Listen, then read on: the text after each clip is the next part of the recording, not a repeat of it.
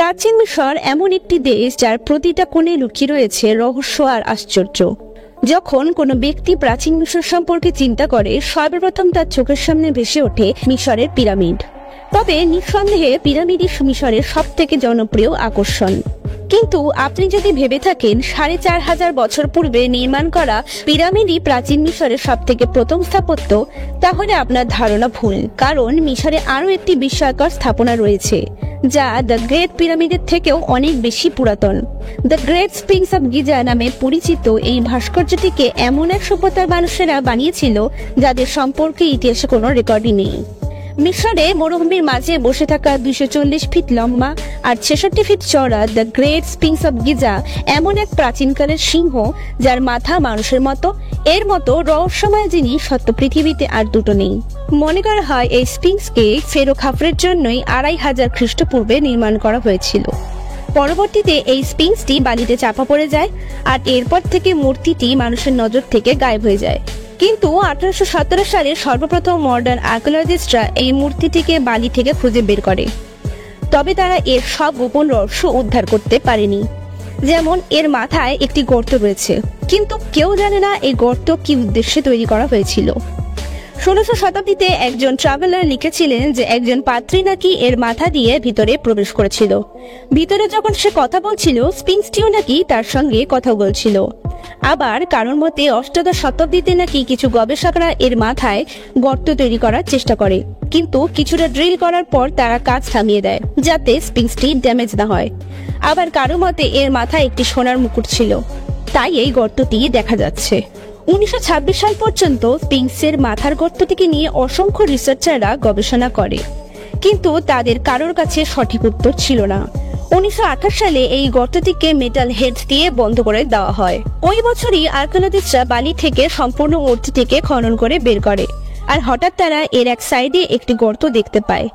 এই আবিষ্কারটি আর্কিওলজিস্টদের খুব আশ্চর্য করেছিল, কিন্তু ওই গর্তটিকে অথরিটিরা সিমেন্ট দিয়ে ব্লক করে দেয়। এই ঘটনার প্রায় ৫০ বছর পর কিছু পথিক স্পিংসের মধ্যে একটি সুড়ঙ্গ পথ লক্ষ্য করে। পথটি খুবই অমসৃণ ছিল। এই সুড়ঙ্গ পথটি দেখে মনে হচ্ছে যেন কেউ একটা সময় খনন করার চেষ্টা করেছিল। একটি থিওরিতে বলা হয় সম্ভবত কোনো লুটেরা সুড়ঙ্গ পথটি তৈরি করেছিল, কারণ পূর্বে ফেরাওদের টম থেকে সোনার জুয়েলারি লুট করা একটি কমন ব্যাপার ছিল। পরবর্তী অ্যাডভান্স টেকনোলজি আসার পর স্ক্যান করা হয় আর স্ট্যাচুটির নিচে একটি ফাঁকা স্থানের সন্ধান পায়। গবেষকদের যে বিষয়টি সব থেকে বেশি অবাক করেছিল তা হলো ওই ফাঁকা জায়গাটির পরিমাপ প্রায় ৩৯ ফিট লং আর ১৬ ফিট ডেপথ। এর নিচে দুটি চেম্বার রয়েছে আর একটি প্যাসেজ এটাকে কানেক্ট করেছে। গবেষকদের মতে সম্ভবত ওই শূন্য স্থানে মামি, স্ট্যাচু কিংবা জুয়েলারি লুকিয়ে রাখা হয়েছিল। আবার কিছু গবেষকদের মতে ওই জায়গাটি প্রাচীন মিশরীয়দের অফিস অথবা লাইব্রেরি ছিল, যার ভেতর মূল্যবান ইনফরমেশন কালেক্ট করে রাখা হতো। এই রুমটিকে স্ট্যাচুটির অনেক নিচে বিল্ড করা হয়েছিল, কিন্তু কোনো এক সময় ওই জায়গাটিতে বন্যা হয় আর এই রুম দুটি জলে ডুবে যায়। এখন প্রশ্ন হলো, মরুভূমির মাঝে কিভাবে বন্যা আসলো? বিজ্ঞানীদের কাছে প্রমাণ আছে। যদি আপনি পিরামিড এবং স্পিংসের নিচের দিকে লক্ষ্য করেন, তাহলে কেবল স্পিংসের নিচের দিকে এই ধরনের ক্ষয় দেখতে পারবেন। বিজ্ঞানীদের মতে এই ক্ষয়গুলো ন্যাচারালি তৈরি হয়নি। এই ধরনের ক্ষয় তখনই সম্ভব হয় যখন ওই জায়গা দিয়ে প্রবল জল প্রবাহিত হয়। ৯৭০০ খ্রিস্টপূর্বে আইস এজ শেষ হয়, বরফ গলে জলে রূপান্তরিত হয় আর সমুদ্রের লেভেল ৫০০ ফিট পর্যন্ত বেড়ে গেছিল। এই ঘটনায় সমুদ্রের জলের একটি বড় অংশ ওই জায়গার উপর দিয়ে বয়ে গেছিল, আর এই স্পিংসের ক্ষয়গুলি ওই জল প্রবাহিত হওয়ার কারণেই হয়েছিল।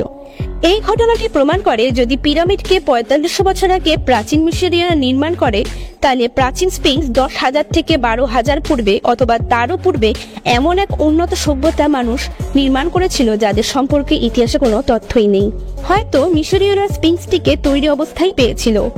প্রাচীন মিশরীয়রা ইতিহাস, ধর্ম, শিল্পকলার সমস্ত কিছুই তাদের তৈরি ইমারতের দেওয়ালে চিত্ররূপে ফুটিয়ে তুলত, কিন্তু স্পিংসে এমন কোনো হাইরোগ্লিফিক্সের চিহ্ন নেই। আর অন্য কোনো স্থাপত্যেও এই স্পিংসের ব্যাপারে তারা কোনো উল্লেখ করেনি, যা প্রমাণ করে এই স্পিংসকে প্রাচীন মিশরীয়দের থেকেও উন্নত কোনো সভ্যতার মানুষ বানিয়েছিল। স্পিংসকে প্রাচীন মিশরীয়রা বানায়নি তার আরেকটি প্রমাণও রয়েছে। প্রফেসর কোভালিন রিডারের মতে স্পিংসের দেহের মতো মাথাটিও সিংহের ছিল, মানে এটি একটি অরিজিনালি সিংহ ছিল। কিন্তু মিশরীয়রা অন্য সভ্যতার থেকে স্পিংসকে কর্তৃত্ব হিসেবে পাওয়ার পর এর মাথায় তাদের রাজার মাথাটিকে মূর্তি আকারে অ্যাড করে দেয়। কারণ এর মাথা আর বডি অসামঞ্জস্য। যদি আপনি স্পিংসের নাকের দিকে লক্ষ্য করেন তাহলে এর নাকটিকে ভাঙা অবস্থায় দেখতে পারবেন। কিছু গবেষকদের কথায় এর উপর দিয়ে সমুদ্রের জল বয়ে যাওয়ার জন্যই এর নাকটি ড্যামেজ হয়ে গিয়েছে। আবার কিছু গবেষকদের কথায় নেপোলিয়ন বোনাপার্টের আর্মিরা 1789 সালে ভেঙে দিয়েছিল। রিসেন্টলি আর্কিওলজিস্টরা আলেকজান্দ্রিয়া উপকূলের কাছে এমন কিছু অস্ত্রের সন্ধান পায় যা ছিল খুবই বিস্ময়কর এবং যেগুলি ছিল পিস্তল আর কামান। তাছাড়াও এরা ব্যাটলশিপের সন্ধানও পায়। রিসার্চ করে জানা যায় এগুলো প্রায় 225 বছর পূর্বের। আসলে মিশরের এমন একটি দেশ যাকে প্রাচীনকাল থেকে জয় করার ইচ্ছে বহু দেশের। ফ্রান্সের সম্রাট বোনাপার্ট এদের মধ্যে অন্যতম। তার আর্মিরা এখানে আসে ঠিকই, কিন্তু তার সৈন্যবাহিনীর সঙ্গে ব্রিটিশ সৈন্যবাহিনীর যুদ্ধ হয়, আর যুদ্ধে ফ্রান্সের আর্মিরা পরাজিত হয় আর তাদের সব জাহাজকে এখানে পুড়িয়ে ফেলা হয়। বন্ধুরা, এনসিয়েন্ট ইজিপশিয়ান এমন এক সিভিলাইজেশন যাদের তৈরি ছোট ছোট জিনিস বর্তমান বিজ্ঞানীদের আশ্চর্যের মধ্যে রেখেছে। যখনই প্রাচীন মিশরের রাজাদের প্রসঙ্গ ওঠে সর্বপ্রথম বালক রাজা তুতেনখামনের নামই আমাদের মাথায় আসে। একমাত্র তারই সমাধি চেম্বারটি বহু মূল্যবান সম্পদ সহ কমপ্লিট ডিসকভার করা যায়। তার সমাধি চেম্বারের ভিতরে সোনার কফিন থেকে শুরু করে সোনার গয়না, সোনার আসবাবপত্র, সোনার মূর্তি সহ বহু মূল্যবান সম্পদের সন্ধান পাওয়া গেছে।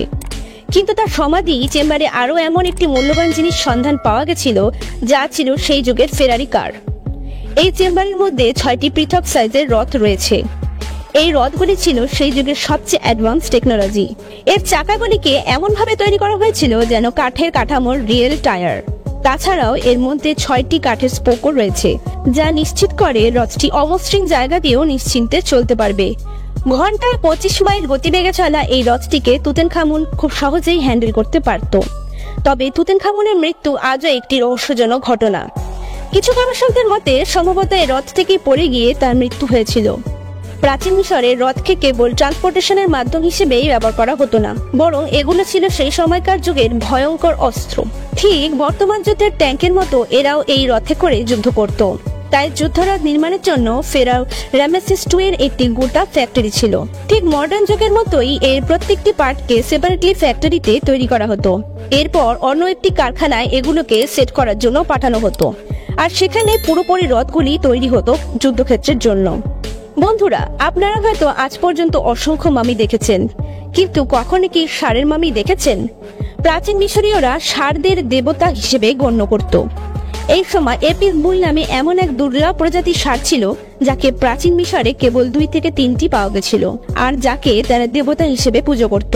যখন এই ষাঁড়টি মারা যায় তখন সমস্ত মিশরীয়রা দুঃখ প্রকাশ করেছিল। মৃত্যুর পর তারা এই ষাঁড়টিকে মমিতে পরিণত করে। মামিফিকেশন সম্পন্ন হলে তারা কিছুদিন এই ষাঁড়টিকে নিয়ে শোকযাত্রা করে। এই জায়গাটি ছিল প্রাচীন মিশরের সকরায়। এখান থেকে আর্কিওলজিস্টরা এপিস ষাঁড়টির মামির সন্ধান পায়। তাহলে বন্ধুরা, ভিডিওটি কেমন লাগলো একটি কমেন্ট করে অবশ্যই জানাবেন। আর একটি লাইক করতে আপনাদের খুব কষ্ট না হলেও আমরা আপনাদের একটি লাইক থেকে অনেক ইন্সপায়ার হই।